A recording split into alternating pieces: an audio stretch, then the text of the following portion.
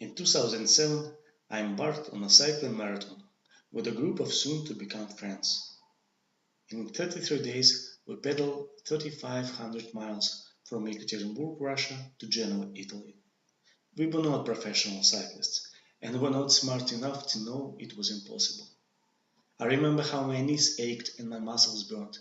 I recall asking myself, why do I do these hard things? My name is Ivan, and last fall I was in need of inspiration. I had moved from Russia to Pittsburgh to get my MBA at Carnegie Mellon University. Classes were tough, and I was only a mediocre student. English was difficult. The decision to start fresh in a new country was not an easy one. I made new friends, but I miss my old ones. Mostly, though, I miss my family. I moved across the world, leaving my wife and kids waiting for our house to be sold in the depressed real estate market.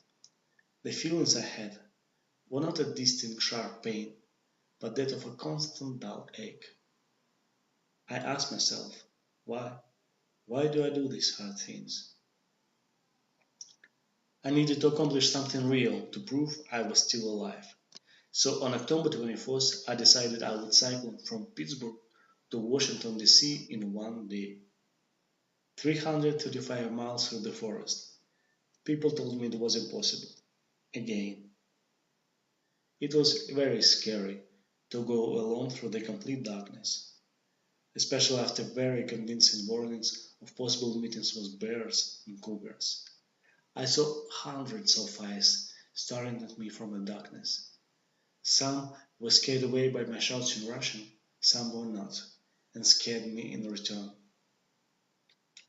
What is good about such challenges is a striking feeling of easiness, lightness, and expanded consciousness that comes after long miles of continuous riding.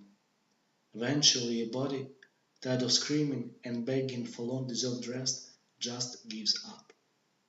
You somehow continue to pedal, and suddenly something clicks in your head, and you get far above your haggard body, with clear consciousness and infinite wisdom. You admire the beautiful nature around and enjoy every moment. As I stood at the Lincoln Memorial 36 hours later, I felt I had an answer. Doing hard things is what makes me human. No animal in nature chooses pain over ease. The choice of pain drove men to build fires instead of huddling in the cold, to build bridges instead of wading the icy streams, to explore instead of staying home. And this is my message to share my pain, power, and control of destiny. But mostly, this is formal invitation.